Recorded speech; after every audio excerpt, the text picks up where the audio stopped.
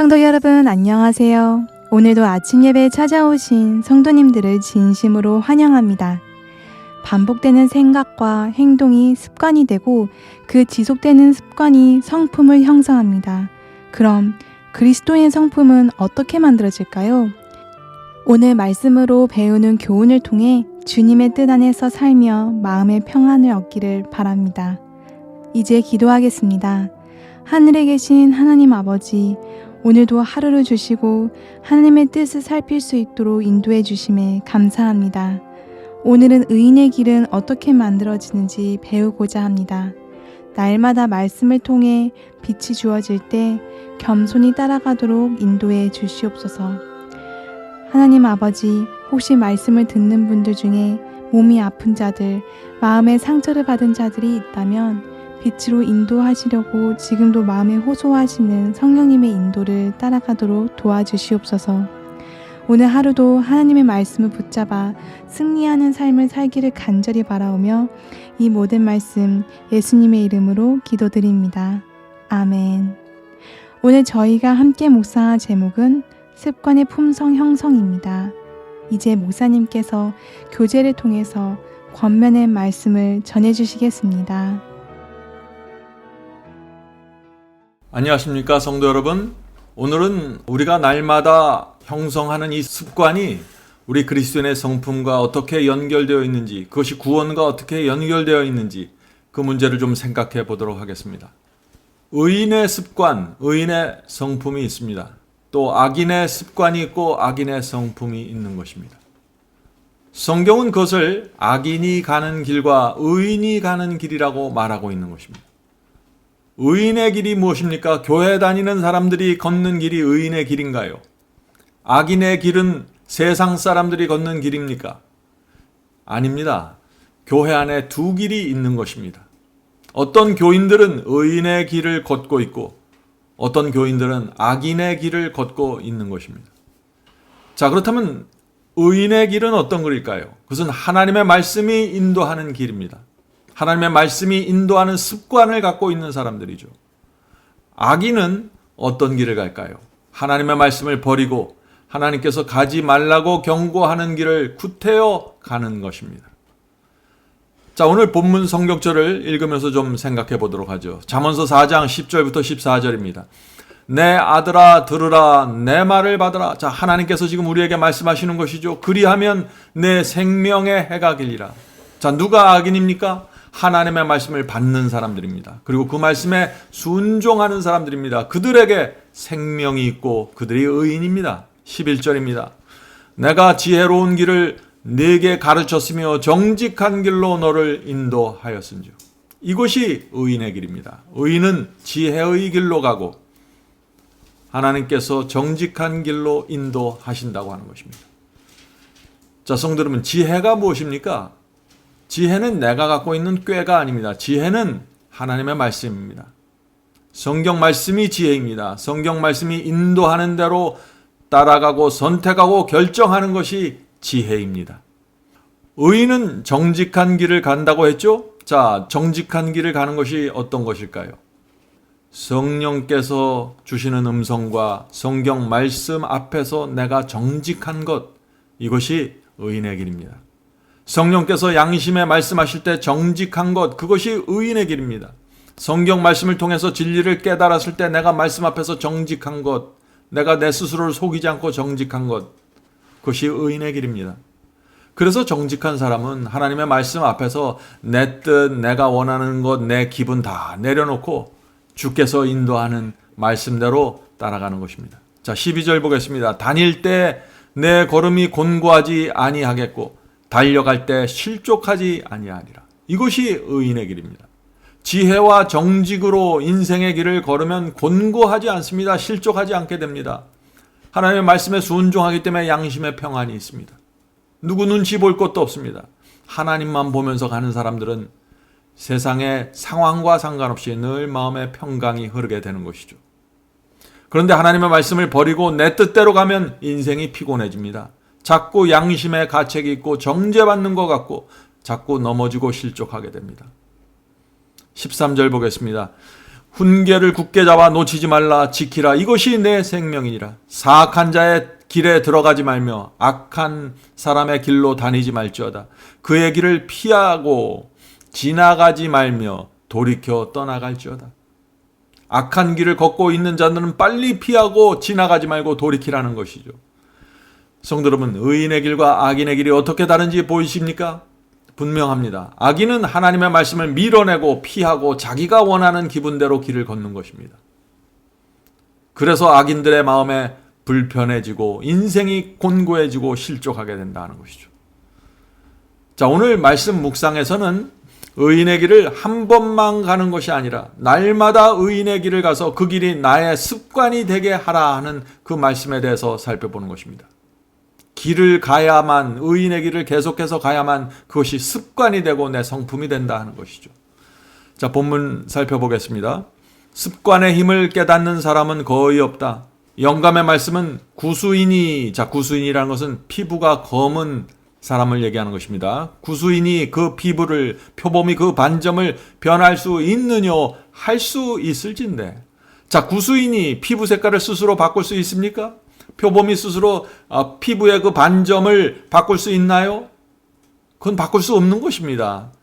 그것은 고정된 것이죠. 그런데 만약 정말 바꿀 수 있다면은 악에 익숙한 너희도 선을 행할 수 있으리라 라고 묻는다. 이것은 엄숙한 주장이다. 자, 우리가 방금 예레미야 13장의 23절에 있는 말씀을 읽었죠. 이 말씀은 오해하지 말아야 됩니다. 이 말씀은 반어적인 형태의 질문입니다. 흑인의 피부가 하얗게 될 수 있고 표범의 피부의 반점들을 스스로 없앨 수 없는 것처럼, 그것은 변할 수 없는 것처럼 우리가 태어나면서부터 악에 익숙해 있는데 우리가 선을 행하는 것은 불가능하다고 지금 성경은 말하는 것입니다. 그러면서도 성경은 또 반면에 의인의 길을 걸으라고 지금 말하고 있는 것입니다. 이것이 어떻게 가능할까요? 오늘 이 문제를 좀 우리가 살펴보는 것입니다. 성도 여러분, 오랜 세월 동안 악을 행하던 우리가 어떻게 의인의 길을 걸을 수 있을까요? 자, 계속해서 본문 읽겠습니다. 그러나 악한 습관이 올바른 방향 위로 전환하는 일이 거의 불가능해 보이는 그런 힘을 갖고 있지만 선한 습관의 능력도 악한 습관만큼 강하다는 사상은 위안과 용기를 준다. 악한 습관만 힘을 갖고 우리를 제압하는 것이 아니라 선한 습관을 우리가 갖고 있으면 그 선한 습관도 우리의 생애를 지배하고 끌고 갈 수 있다는 것입니다. 그 경향이 도덕적 가치라는 측면에서 우리를 고양시키거나 파멸로 곤두박질치게 하거나 간에 매일의 활동의 결과는 앞서 있었던 날들의 영향을 받는다. 자, 이 말씀이 무슨 뜻입니까? 우리가 날마다 하는 생각과 행동은 그것이 선하든지 악하든지 간에 나에게 영향을 준다는 것입니다. 선한 생각과 선한 행동을 오늘 내가 하고 살면은 그것은 그 영향은 나에게 미쳐서 내일 내 삶에 영향을 준다는 것입니다. 생각과 행동이 반복되면 습관이 되고 습관이 굳어지면 성품이 되는 것입니다. 성도 여러분, 이것은 굉장히 중요한 사상입니다. 의인의 길을 가려면은 그래서 우리의 습관을 고쳐야 되는 것입니다. 날마다 우리가 하는 행동과 생각을 고쳐야 되는 것입니다. 그래야만 습관이 형성되고 그래야만 의의 길을 가게 되고 우리의 성품이 변화되게 된다는 것이죠. 자, 어떻게 그렇다면 습관을 고칠 수 있을까요? 먼저 우리가 섬길 주인을 결정해야 됩니다. 우리가 사탄을 섬기고 있으면서 우리가 돈을 섬기고 있으면서 세상을 섬기고 있으면서 의의 길을 갈 수 없는 것입니다. 우리가 먼저 섬길 주인을 결정해야 되는 것입니다. 그래서 바울은 나를 지배하는 주인을 스스로 선택하라고 말하고 있는 것입니다. 자, 로마서 6장 16절에 그 말씀이 있죠? 로마서 6장 16절입니다. 너희 자신을 종으로 들여 누구에게 순종하든지 그 순종함을 받는 자의 종이 되는 줄을 너희가 알지 못하느냐. 사탄은 우리의 타락하고 죄된 본능을 자극함으로써 우리를 유혹하는 것입니다. 사탄은 오랫동안 쌓아왔던 우리의 악한 습관을 자꾸 자극하고 거기서 빠져나오지 못하게 우리를 유혹하는 것이죠. 내 속에서 욕심과 이기심이 자꾸 올라오도록 자극하는 것입니다. 이것이 유혹입니다. 사탄의 이런 자극을 느끼는 것이 유혹을 받는 것입니다. 자, 그렇다면 이 유혹을 느끼는 순간, 자극을 느끼는 순간 바로 그때가 중요하다는 것입니다. 우리는 유혹, 즉 속에서부터 올라오는 어떤 욕심과 충동, 이기심에 굴복할 것인지 아니면 거절할 것인지 선택하게 되는 것입니다. 그것이 의인의 길을 갈 것인가 악인의 길을 갈 것인가 결정하는 것입니다. 이기심, 욕심, 정욕에 굴복하면 사탄의 종이 되는 것이고 그것을 거절하고 그리스도의 종이 되는 것입니다. 자, 그래서 베드로후서 2장 19절에 이 말씀이 있는 것입니다. 베드로후서 2장 19절. 누구든지 진자는 이긴 자의 종이 됨이니라. 성도 여러분, 우리가 누구의 종으로 살아야 될까요? 우리가 사탄이 주는 유혹을 거절하면은 우리는 그리스도의 종으로 살아갈 수 있는 것입니다. 나는 하나님의 편에 서기를 원합니다라고 선언하는 것입니다. 유혹을 물리친다는 것은 선언하는 것입니다. 나는 하나님의 편에 서겠다고 말이죠. 성도 여러분, 바로 이것이 우리가 날마다 해야 되는 그 선택의 경험입니다. 만일 우리가 돈을 우리의 인생의 목적으로 삼는다면 우리는 돈을 위해서 우리 생애를 바칠 수 있습니다. 우리가 그렇게 선택할 수 있는 것입니다. 만일 우리가 성경의 말씀과 진리를 좋아하지 않고 거절한다면 우리는 그런 식으로 또 살아갈 수 있습니다. 우리 스스로 악의 길을 걸어가기로 선택할 수 있는 것이죠. 아무도 우리를 강요할 수 없습니다. 우리 스스로 선택하는 것입니다. 단지 사탄이 하는 일은 우리를 자극하고 유혹하는 것입니다. 그와 반면에 하나님께서도 마찬가지입니다. 성령을 통해서 우리 마음에 호소하고 그 길로 가지 말라고 알려주시는 것입니다. 하나님께서도 우리를 강요할 수 없고 사탄도 우리를 억지로 끌고 갈 수 없는 것입니다. 선택과 결정은 내가 하는 것입니다. 성령께서 우리에게 호소하고 알려주실 때 기도해야 되는 것입니다. 내가 이 유혹에서 벗어날 수 있도록 도와달라고 간구해야 되는 것이죠. 그리고 믿음으로 손을 뻗어서 주님의 손을 잡고 유혹을 물리쳐야 되는 것입니다. 속에서부터 올라오는 정욕과 이기심을 십자가에 못 박는 것입니다. 이것이 승리의 경험입니다. 유혹을 물리치고 주님의 손을 잡고 기도하고 하늘의 능력을 받아서 정욕과 이기심을 십자가에 못 박는 것, 이것이 승리입니다. 성도 여러분, 이것이 의의 길로 가는 경험입니다. 성경이 말하는 진리는 아주 단순한 것입니다. 로마서 6장 16절은 이렇게 말합니다. 죄의 종으로 사망에 이르고 순종의 종으로 의에 이르니라. 우리가 죄를 고집하고 선택하면 사망입니다. 멸망이죠. 우리가 그러나 순종을 선택하고 순종의 길을 걷기로 결정하면 그것이 의로 가는 길입니다. 계속 본문 읽겠습니다. 그들과 방종하는 자들 사이에는 다니엘과 그의 친구들과 왕궁에 있던 다른 젊은이들 사이에 있었던 것과 같은 차이점이 나타날 것이다. 방종하는 자들과 다니엘과 세 친구의 그 신앙 속으로 들어가는 사람들에게는 분명한 차이가 난다는 것이죠. 어떤 차이가 나요? 맑은 눈을 갖게 된다는 것입니다. 맑은 눈과 윤기 나는 얼굴, 꿋꿋한 걸음걸이, 지적인 힘과 활력, 영적 진리에 대한 예리한 인식이 나타날 것이다. 성도 여러분, 바벨론 왕궁에 있는 사람들과 다니엘 사이에 놀라운 차이가 생겼습니다. 어떻게 이런 차이가 생겼을까요? 다니엘 1장 8절부터 9절은 그 차이를 이렇게 말합니다. 다니엘은 뜻을 정하여, 자, 성도 여러분, 이 말씀을 잘 기억해 두세요. 다니엘은 먼저 뜻을 정했다고 했습니다. 뜻을 정하여 왕의 진미와 그의 마시는 포도주로 자기를 더럽히지 아니하리라 하고, 다니엘은 절제의 뜻을 세운 것입니다. 왕이 주는 음식, 포도주 먹지 않겠다는 뜻을 정한 것입니다. 이런 결정은 다니엘이 생명을 걸고 내린 결정입니다.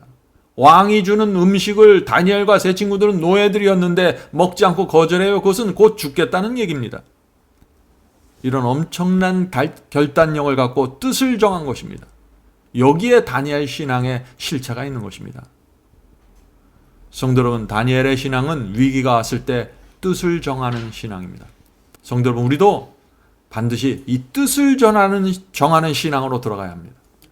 제가 성경을 가르치고 말씀을 나눌 때 많은 사람들이 말씀을 들으면서 은혜 받았다고 말하고 감동받았다고 저에게 글을 보내줍니다. 그런데 문제는 다니엘처럼 뜻을 정하지 않습니다. 기도하고 예배 드리는데 악한 습관을 버리겠다고 주님 앞에 나가 뜻을 정하지를 않는 것입니다. 그래서 교회를 오래 다녀도 기도하고 예배드려도 변화가 생기지를 않는 것입니다. 성령께서 그 마음속에 계속해서 이것을 고치라, 이런 습관과 이런 성향과 이런 성품을 버리라고 말씀하셔도 그대로 게으름과 이기심 속에 남아있는 것입니다. 본문을 읽겠습니다. 품성은 우연의 산물이 아니며 날마다 하는 우리의 결정과 선택에 의해서 선하거나 악하게 형성되고 있음을 기억하죠. 그 결과 영원한 구원과 멸망으로 연결되기 때문에 성령의 역사로 형성되는 품성은 아주 중요하다.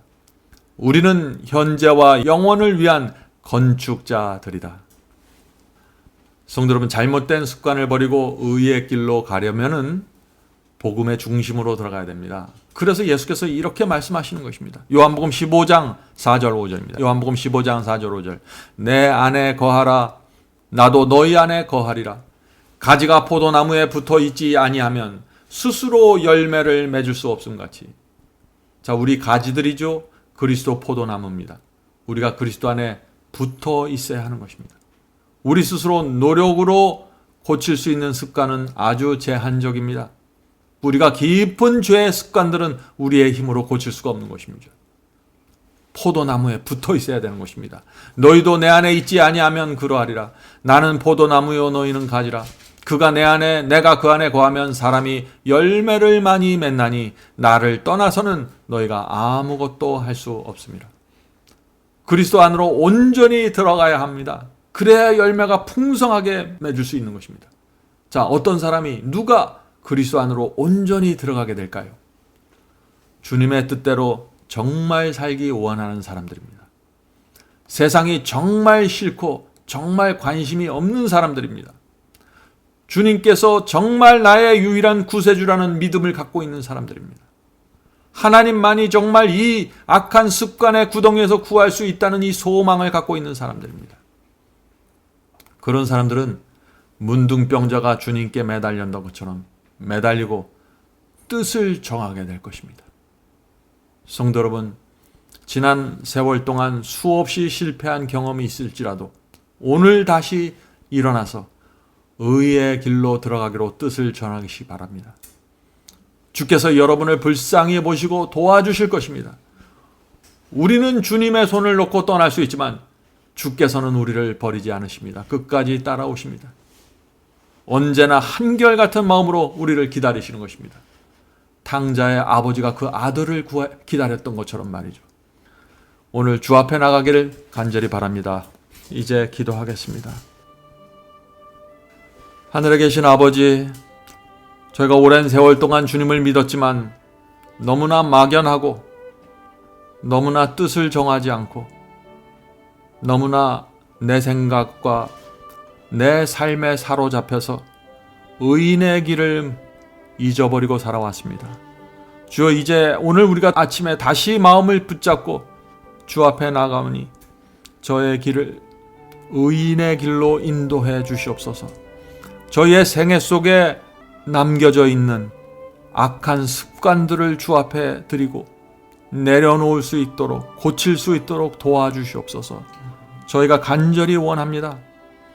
저의 마음을 주 앞에 드리오니 가지가 포도나무에 붙어 있는 것처럼 그렇게 붙어 있어서 열매 맺을 수 있도록 도와주시옵소서. 예수님의 이름으로 간절히 기도드립니다. 아멘.